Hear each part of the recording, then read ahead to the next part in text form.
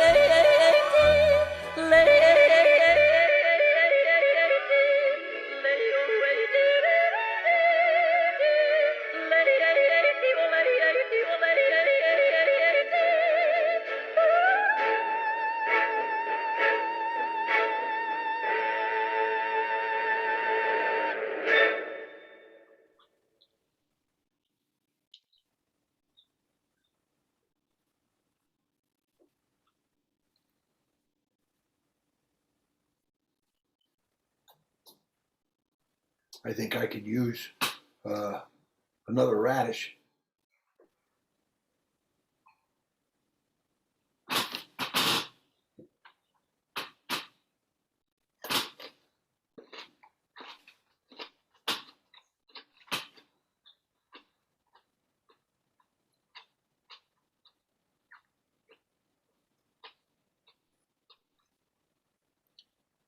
Mighty fine radishes. They just keep coming. Yep.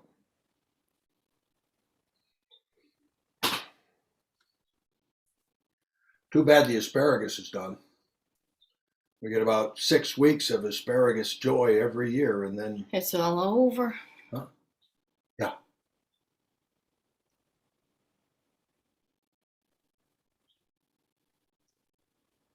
The stuff you buy at the Red Owl Doesn't compare to the garden. That's what I was going to say.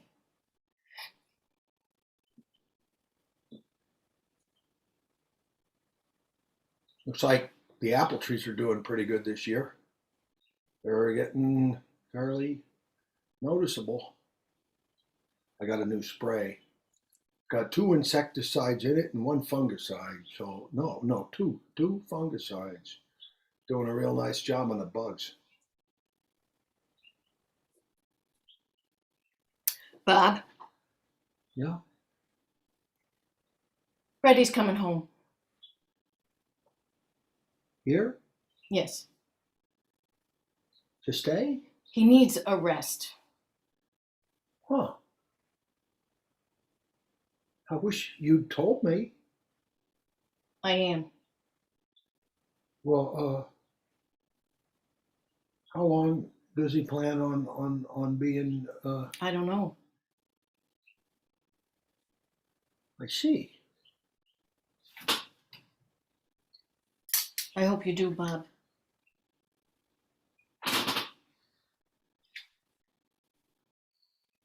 He can paint the house. Maybe. We'll have to see. I wish you would have talked to me about it. Where did you go last night? Huh? You went out at 3. Oh, yeah. I got a call from Willis Scrumpter. Who? Willis Scrumpter, you know I don't. him. 3 miles north of town, then east down County Road 16, about 1.5 miles. He lives alone out there. Nope. He's got the big yellow happy face painted on his grain silo. He said his stomach was hurting him pretty bad, and could I come out to the farm? He said he couldn't move. God. So I was going down County Road 16, and I saw something ahead of me in the road. What? A great big snapping turtle, just sitting there. Now, I treated a kid once who lost 2 toes to one of them. He was trying to kick it, barefoot. He wasn't a real bright kid. 2 toes in 1 bite. Well, anyway, I'm sitting on that gravel road about to try to drive around the turtle.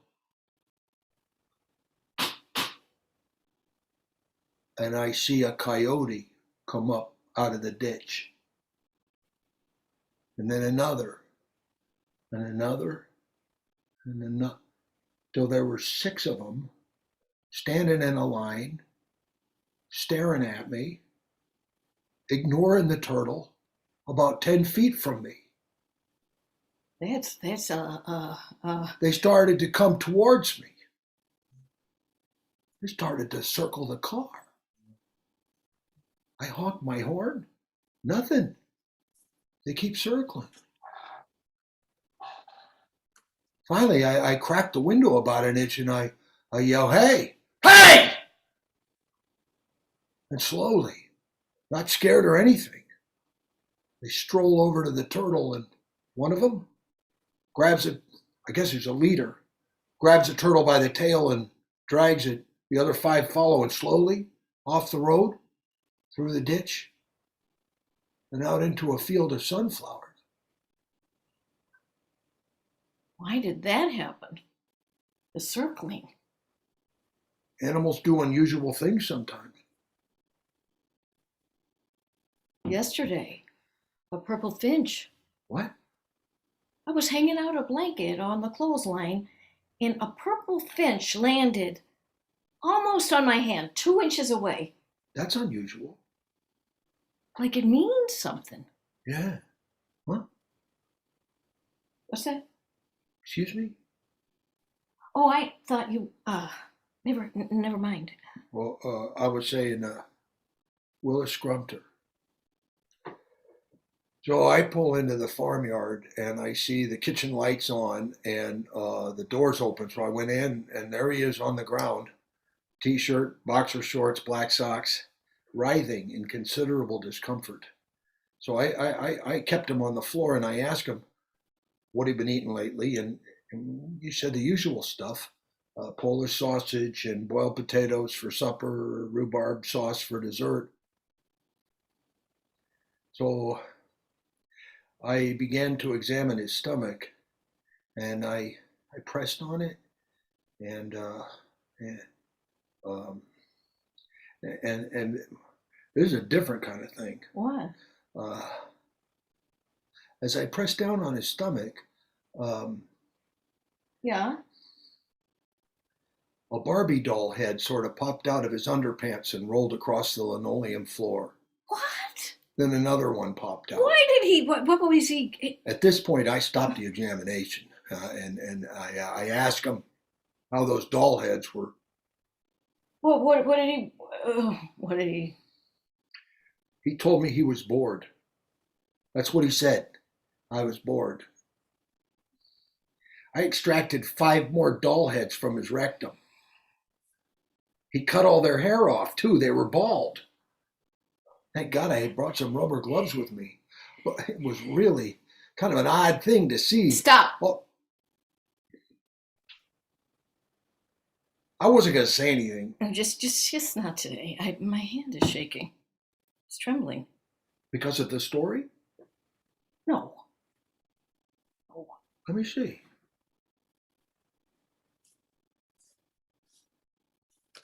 It's probably your antidepressant. It can't be. Happens fairly often.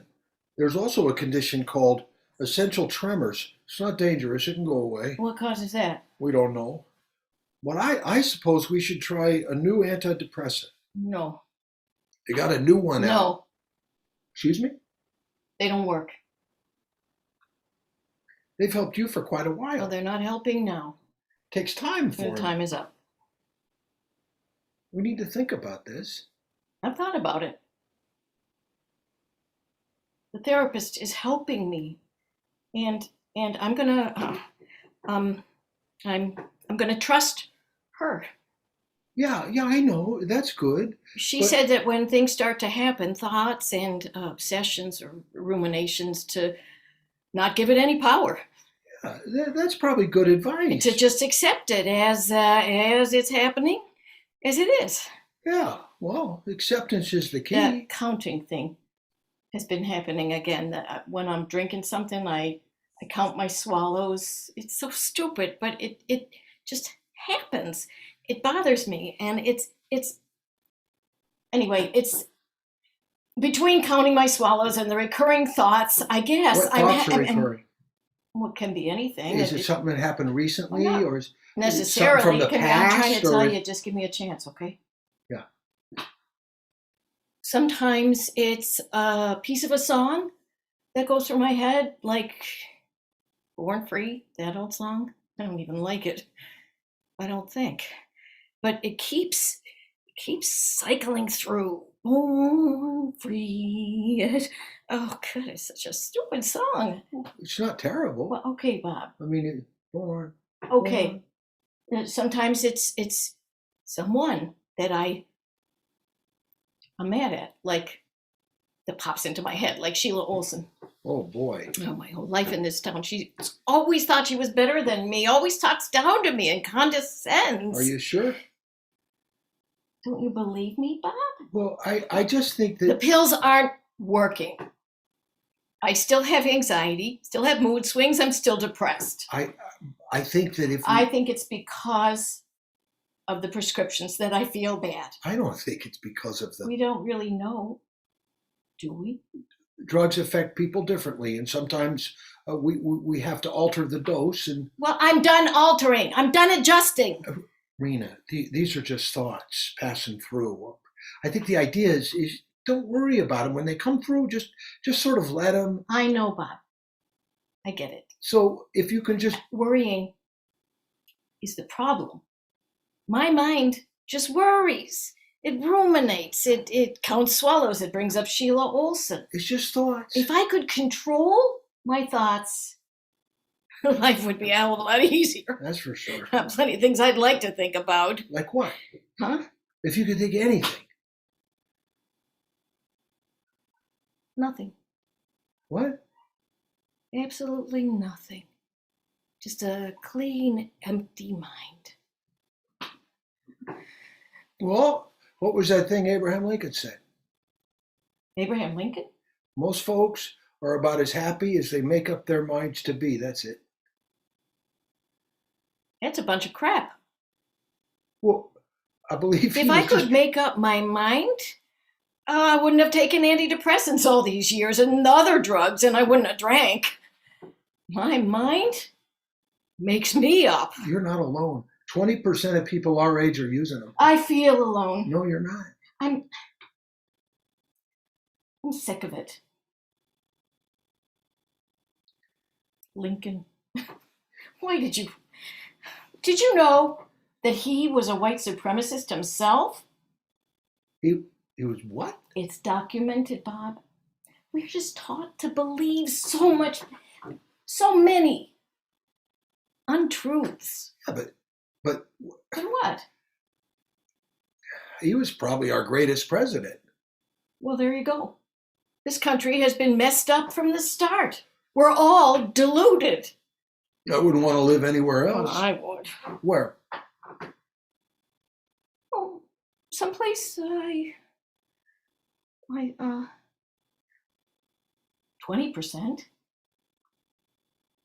Why is everyone so? I don't know. It's higher for women. Of course. I'm glad you're back with a therapist. I just think I gotta do something. I can't go back to drinking. No, that doesn't work. It does work. If you don't care about living. Well, we're gonna keep caring. But I do think you ought to continue the medication with your therapy. Are you hearing me? Do you listen? Rena, look, you got to understand. It makes me feel dead. I really think that No, there's a way I have never really trusted a therapist before, and what was her name again? Maria something. Maria de Salvo. She's new. From Brazil. South America. Is there another Brazil? Well, no, I mean, she's experienced, right? Of course she is, Bob. Well, I mean, she's got a license and everything. Of course. Yeah. Great. Yeah.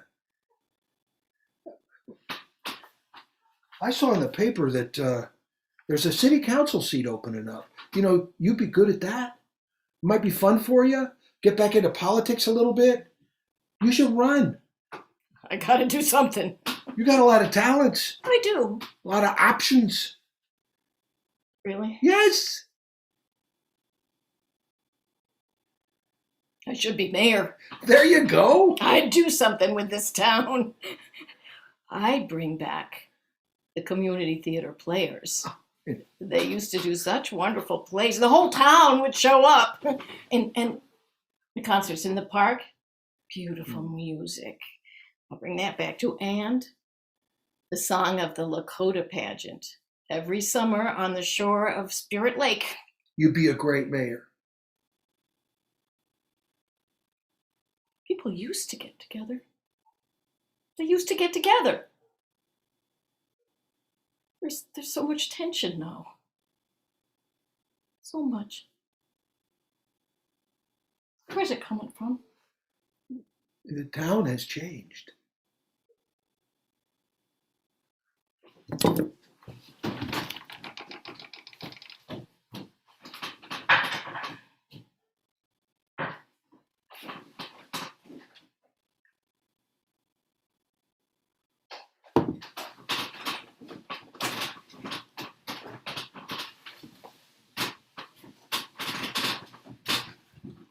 How's Gerald Herdsman doing since Clayton was eaten by the hogs?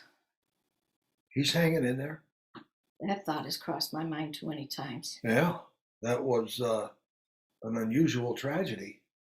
But he just keeps going and going. Gerald, he's 102 now. Can you believe it? And he still seems excited about life. How does he do it? You know, he has a natural curiosity and he just keeps it moving forward. What is that? I don't know. He can't walk or see, but he's got just enough hearing left that he's taken to playing the accordion. He loves to squeeze that thing and make his little dog Herman howl. He says it brings him joy and it makes Herman happy. I talked to him this morning. I brought him his blood pressure medicine and a bag of Tootsie Roll Pops. God, he eats a lot of those. He had a big boil on the back of his neck I had to lance. They're caused by bacteria in the hair follicles. They're also called furuncles. So he had to fire Richard O'Haron. Why? Gerald bought a dozen sheep this spring and hired Richard to take care of them and to, feed the hogs and the chickens since Clayton was gone. Richard was such a great looking kid, so smart. The girls were crazy about him. Kathy dated him for a little while. How's she doing? Has she called? No. No one has. Except Freddie.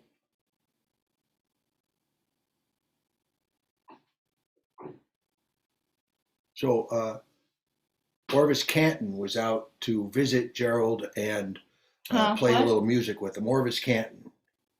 And he noticed the barn door was open. So he went down to shut it, and there was Richard passed out on the ground, no clothes on. Orvis said, What?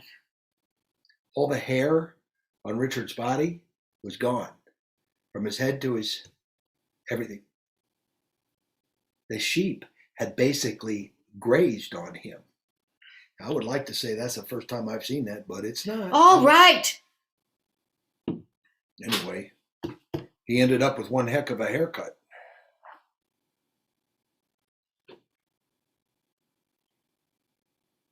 Is this funny to you? No, I'm just trying to cheer you up a little Oh, bit. stop trying. We can't take ourselves so seriously. That's funny coming from you. What do you?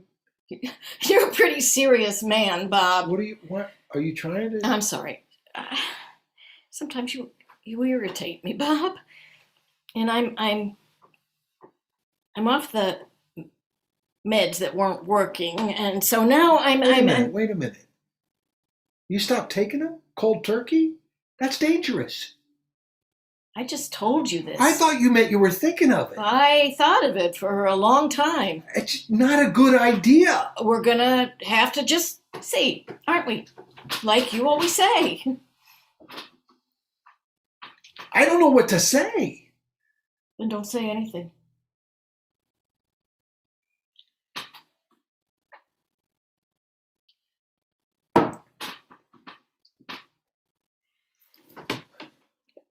You see people on the street, or in the Red Owl, or just driving around the square, around and around, and they nod, or they give you the one finger wave over the steering wheel. But you just never really know what's going on. And then you hear a story like the one you just told, and it About Richard or the doll heads? both, both. The human psyche is yeah. I've been thinking lately. I mean, What? Oh, What is it? do you ever feel like there's something else inside your mind? Someone else? Behind it all, behind everything?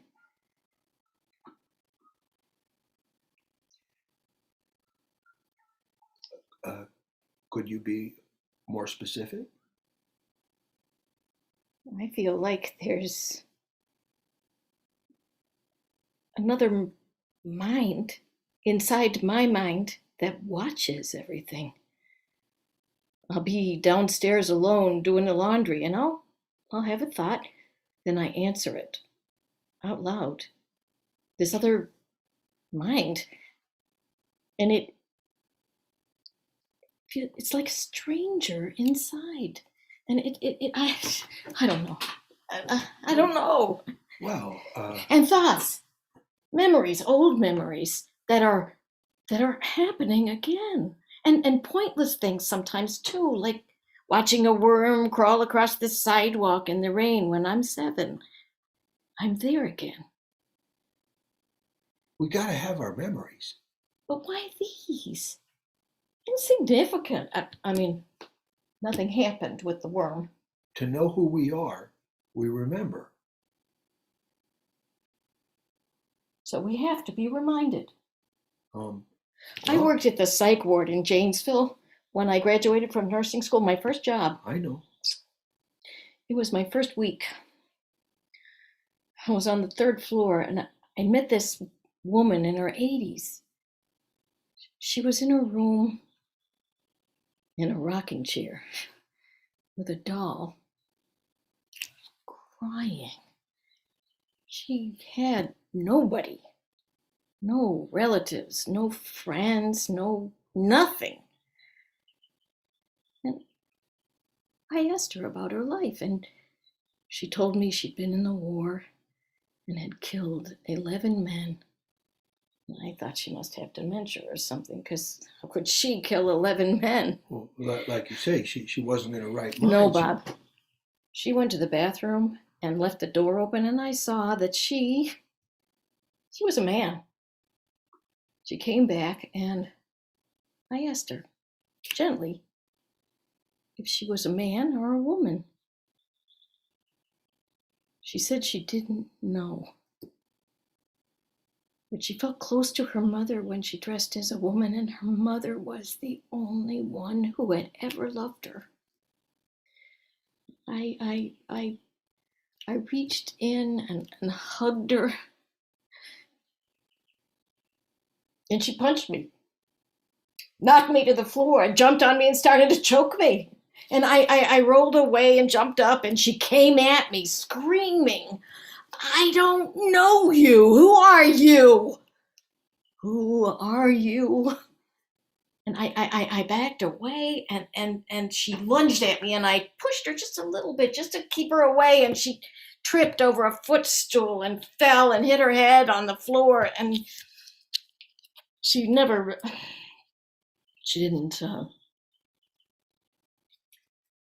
was dead. It was an accident. No one ever really knew or cared. They thought she just finally died. You know, you're not guilty of anything. I feel guilty about everything. Oh, come on, Rena. I know. You don't like to hear You don't that. have to. You don't want to know how I feel. That's not true. Sure it is. You just have You're these. not great with feelings, Bob. Well, you don't always share everything with me. There's only so much you can do. You can't cure me. Well, I know that. Good. I just wish you'd told me about Freddie coming home. What? Freddie! I did the right thing. He told me to go to hell. Do you remember that? Yes, I remember that. Good. I don't like you going off your meds. Sorry you don't like it, Bob. You seem a little off. Well, maybe that's your perception. Maybe it is. Well, you're not always right. I didn't say I was. You act like it. Do I? Yes. Where are you going? I gotta make a house call. Where? What? Are you... When will you be back? I'll let you know. Bob. Yes.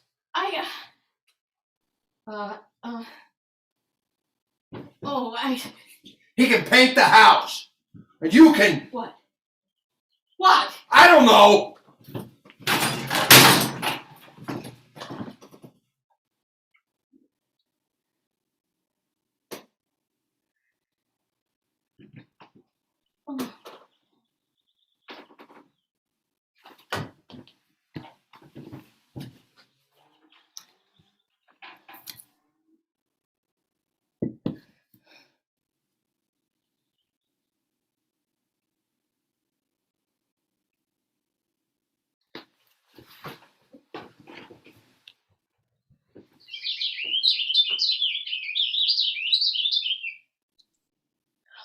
Purple Finch.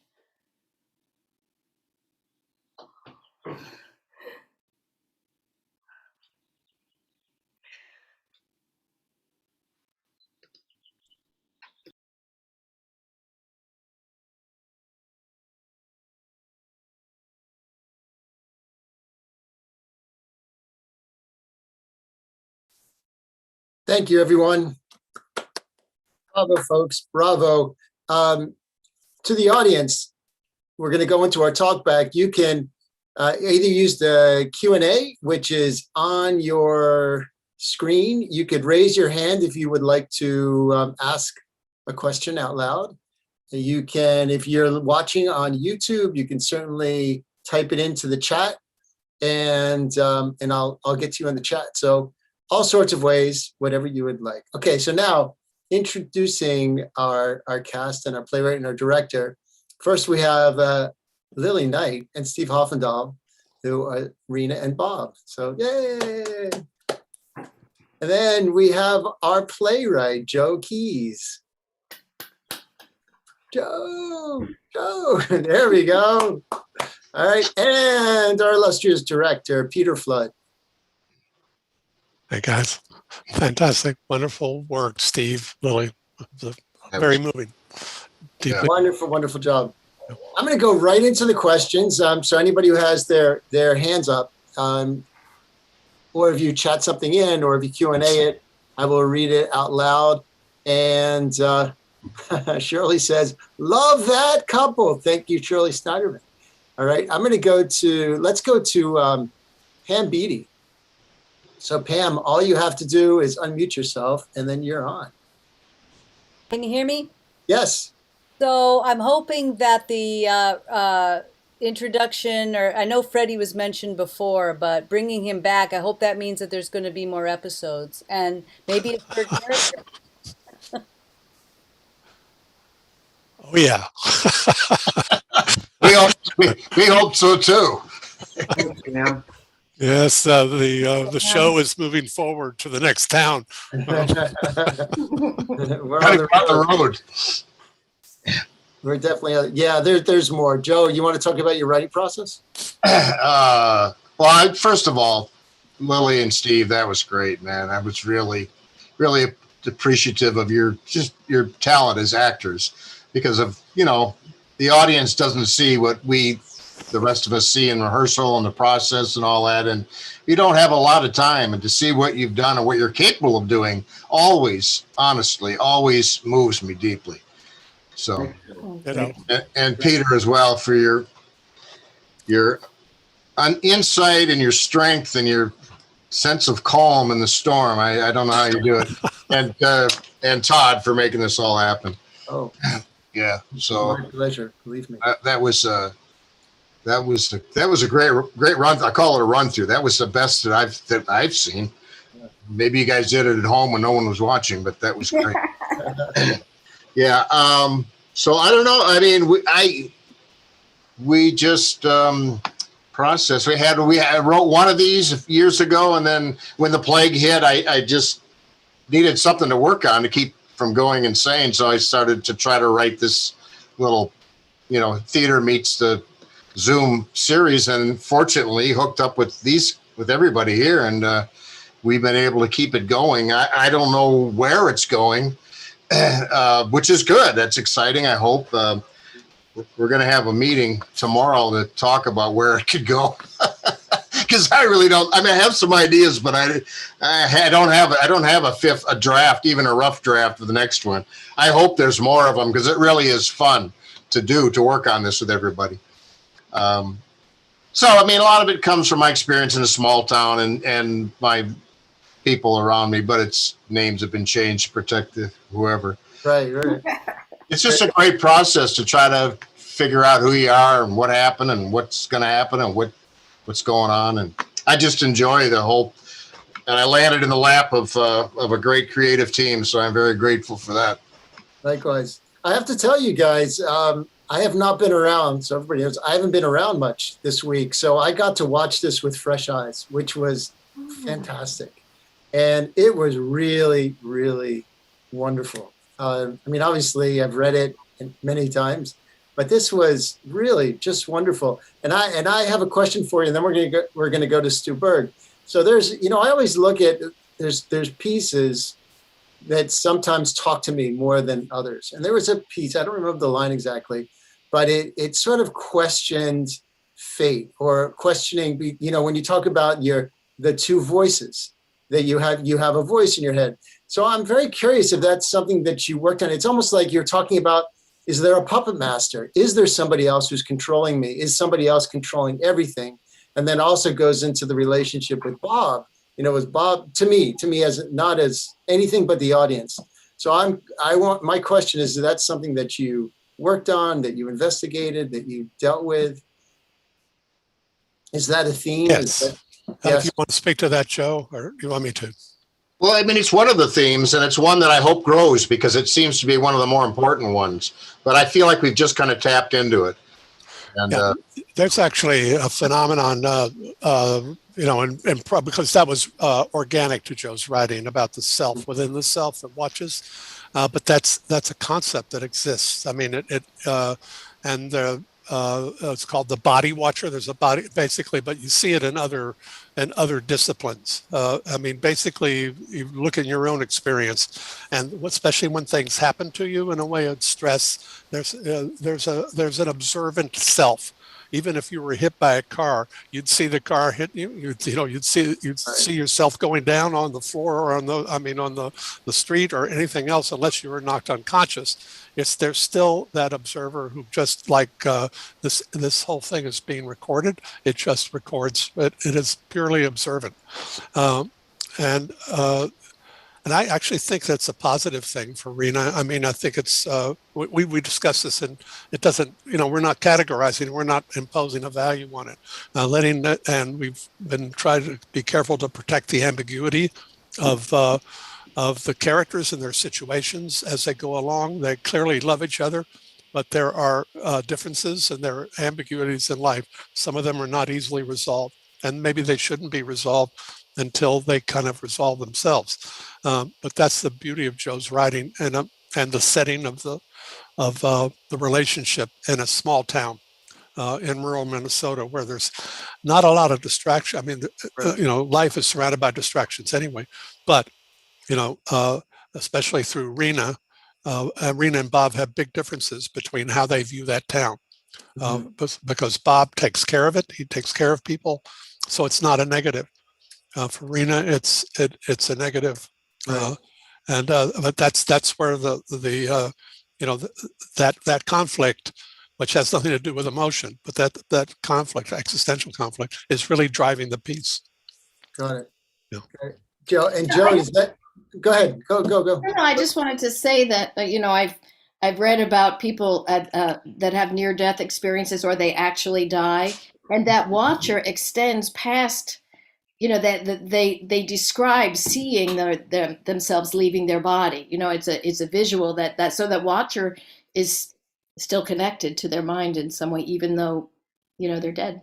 Mm-hmm. I think that's interesting. yeah. Joe, do you recognize that becomes part of your story, or is that an afterthought? I'm sorry. What? Do you recognize that this becomes part of your story, or is that something afterwards when you read your draft, you go, hey, look what I found?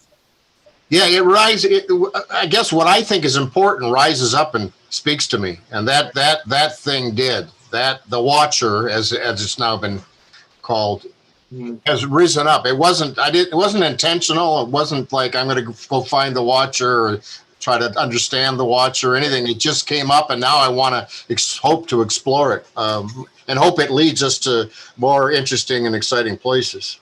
Great. Stu Berg, you're up. Yeah, can you hear me okay? Yes, now we can hear you. It's great to hear you. I don't know what happened last week, but first of all, Steve and Lily, what a wonderful job. And I've seen all of them, and you get more and more surprising in terms of the way that you handle it. And of course, Joe, the material is terrific. And Peter, as usual, it's beautifully directed. Thank you. I'm very, very pleased that I was able to, catch all of them. I watch this and I begin to think to myself, there's each one of these stories in itself is so rich, and what way where could you go with this? And I know that we're all interested in stage, but I was sitting here and all of a sudden I said, this is a limited miniseries. I mean, I don't think there's even, in my mind, a question about it. You've all probably watched, was it Mayor of Easttown, for instance?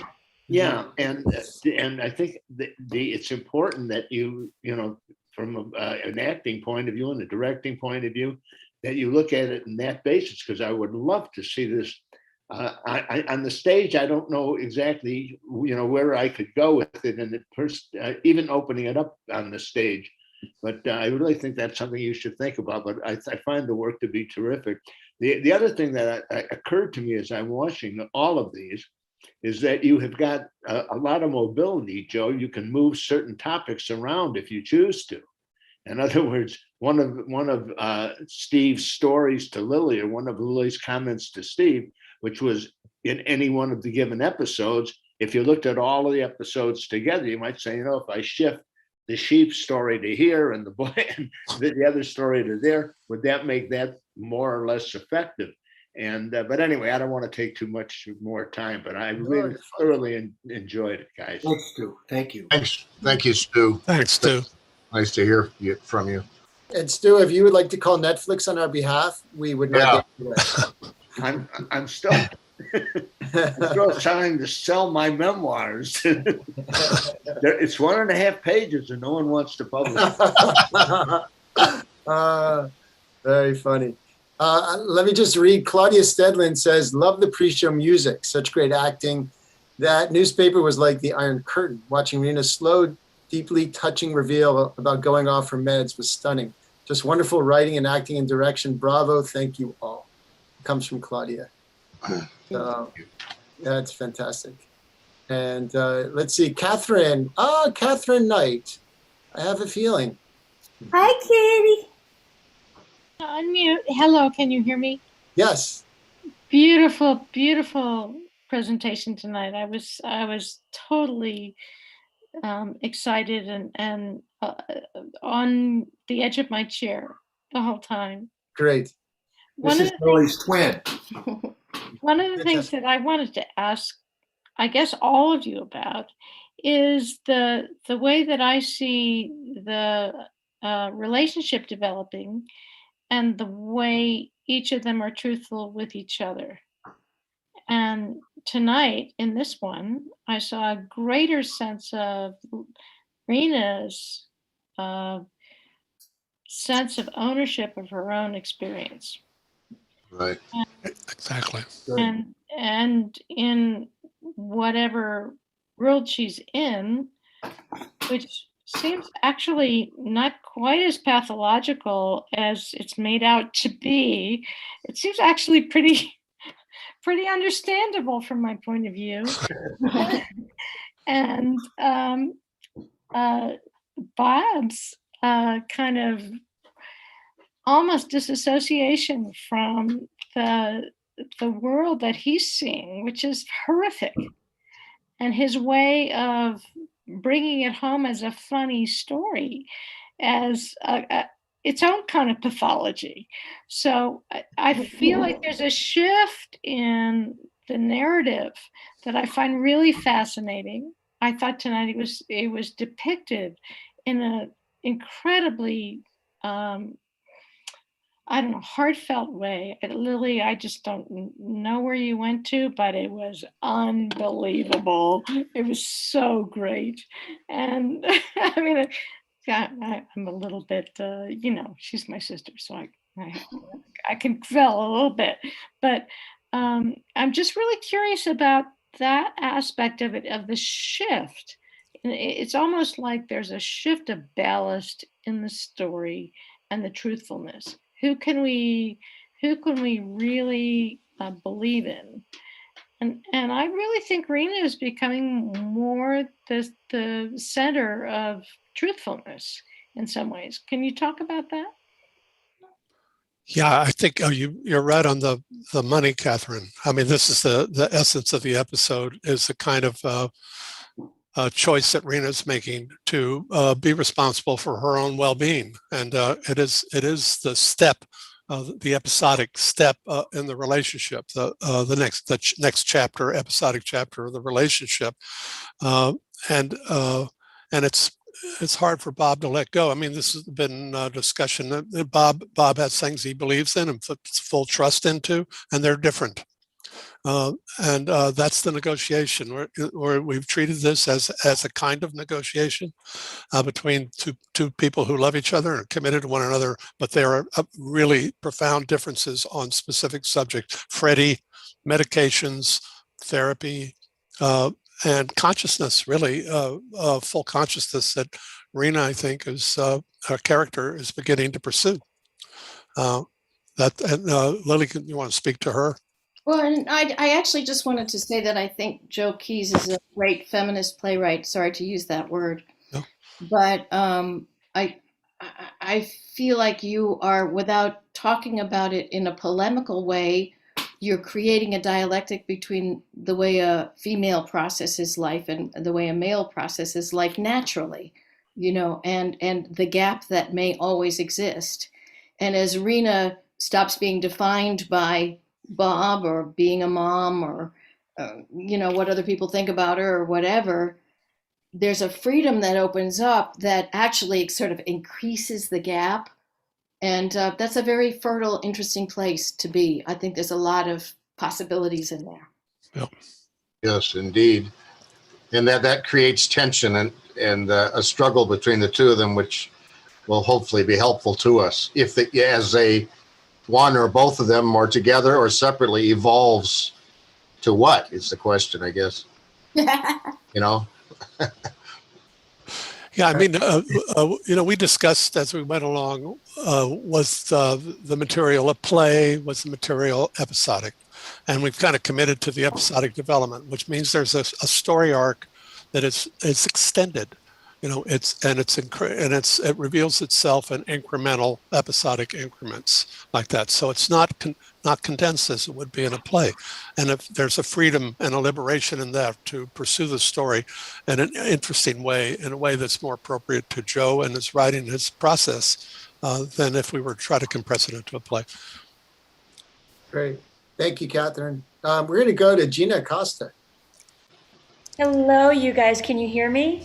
Hi, Gina. Gina. Hello, as I affectionately call you, the fearsome fivesome. So once again, just really lovely, just so lovely. And just to Steve and Lily, it's been fascinating to Lily hear your twin sister talk and use that beautiful word pathology. It's a very provocative word.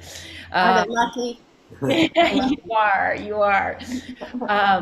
And again, what Joe has created with in the mind of this woman, and the fact that you guys are discussing Rena, sort of, it's almost like she's calving away from the iceberg in her own way. It kind of like, whoa, where is she going?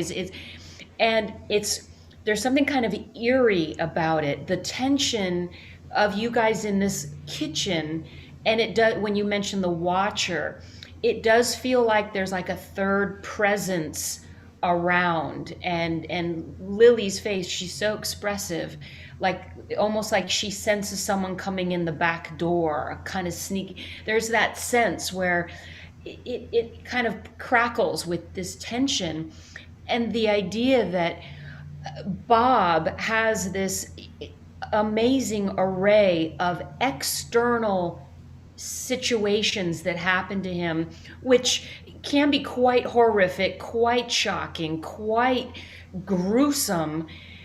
But I feel like Rena, she's got those Barbie doll heads rolling around in her mind all day long. Hers are internal. So she's got, so I think there's a lot of really interesting, just piggybacking on what some of the comments were geared toward, that I see Bob, his are all external, hers seem to be much more internal. And it's really fascinating. And the idea that Bob is a doctor, and I don't, unless I missed it somewhere, I don't know what Rena's education may be or what she wanted, but the idea that her mind is tackling so many issues but yet he's a degreed doctor. It's a very interesting kind of thing that's developing, and it's very interesting. And so Joe and Peter, thank you for bringing it back, and Steve and Lily, just lovely. Thank you so much. Thank you, Gina. Between Joe and Gina, we have the Smartphone Theater has our series. We absolutely That's have. right. Yes, there's always something. Gina writes great stuff. We're going to do a Joe Keys festival, and we're going to do a Gina Acosta festival. Yes, I want to see the Gina Acosta. The next Gina Acosta play. She's a great writer. Dean Butler, if he's out there listening, we'll get him in the mix as well. So, all right. Cool. Thanks, Gina. Thank you guys so much. See you soon. Talk to you soon. So, Michael Cavanaugh. Good evening. And may I begin by saying what an incredible joy it is to watch and listen to beautiful writing, beautiful acting, and beautiful directing. I sit here with a big grin on my face the whole time. It's such a joy. One of the things, Joe, that you make it happen for me is the way you use such offbeat, unexpected subject matter. You know, early on with a snapping turtle who bit 2 toes off of the kid. And on was the 6 coyotes and the Barbie dolls and you counting your swallows. I mean, that's just hysterical. And the sheep and those, what's wonderful about that is you all are able to take the fluidity of the writing and make it fluid for us as an audience. There's no surprise or when these subjects come up.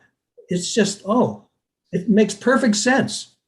It makes, you were sitting there swallowing, counting your swallows. I mean, oh yeah, sure. Everybody does that. The Barbie dolls, it's an odd, weird thing, but it felt completely normal. I mean, that's one of the things about your writing, Joe. You come up with these subjects that are completely unexpected. In fact, Gina's like that too. Gina's wonderful with that way too. And anyway, it gives me joy sitting here watching and listening, and to see the 4 of you and 5 with you, Todd, producing, just pull this off every time. It's just a treat. Oh, thank you. Thank you so much. Thank you. Thank you. Thanks, Michael. Thank you. That's what it's all about. Let me read thank you, Michael. I'm going to read a couple, and then we're getting towards the end of our hour. So I'll let you guys go off and make dinner. But we have, I want to say, just Shirley Snyderman says, each scene reveals another layer of themselves and their relationship, new secrets each time. Can't wait until next time. And then Rebecca Paradis says, that was a roller coaster ride. I was agog, aghast, and totally on board. To know who we are, we remember. Thanks for bringing Joe's words to us in this way. Astounding, which is fantastic. Thanks. And then Michael Cook says, thank you so much. Wonderful work all around the town. Love from Elna and Michael Cook. So, yes, so that's great. And hello, Rick Sendak. Thank you for leaving him a note as well. Always funny, Rick, always funny. Michael, did you just put up your hand again? I don't know. If so, I'm going to did you put up your hand one last time? Yes. Okay.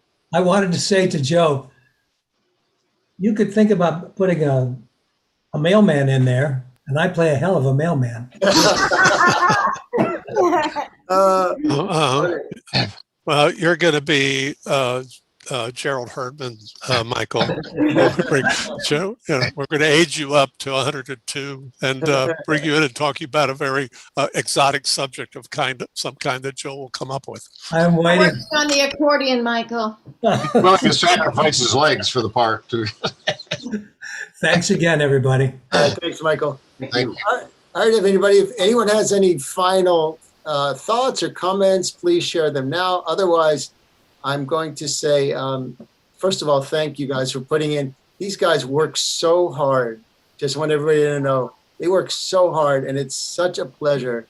I had a busy week, was not in that much, but it's so wonderful just to see the work that everybody does and to be a fly on the wall. It's a blessing. I have a very good fortune to just sit there and say nothing and watch people work, both as actors, writers, and directors. It's a very rare moment where another director can watch another director work. It's brilliant. It's really, really brilliant. So thank you guys. Yeah. Thank you, Todd. Thanks for everything. The support is extraordinary for anybody who's out there and thinking about bringing good material to smartphone theater. Todd makes it easy.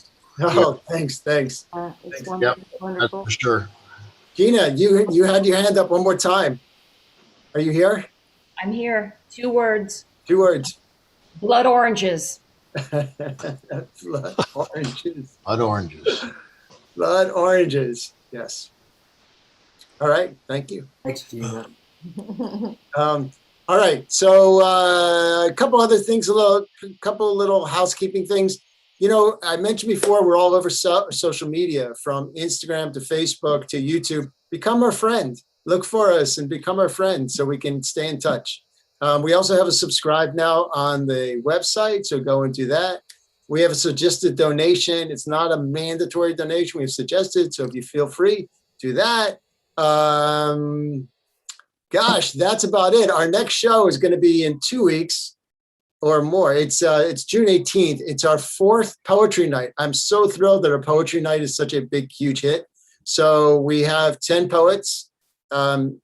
Most who you'll recognize. We might have a couple of new faces this time around who are going to speak around the topic of summer and summer passions. So that kind of thing. And then keep checking the website for what's up in July. So Hey Todd, yeah. when is this going to be posted on YouTube? Can you tell people? Oh, I would love to share. So basically what I do is I cut off the beginning and do a few things, and it will go up onto YouTube and our website by Monday. So by Monday. So yes, you'll have that pretty quickly. Okay, so for people who missed it, then. Yes, for people who missed it, then you can go and share it and all that kind of stuff. Thank All you. right. Anybody else? Anybody else want to share? We're good to go. All right. You guys have a link for our post conversation. To our audience, thank you again for joining us. We look forward to seeing you next time. Thanks, everybody. And it's been such a pleasure. I can't speak tonight. A prayer and a pleasure. Thanks. All right, everybody. See you soon.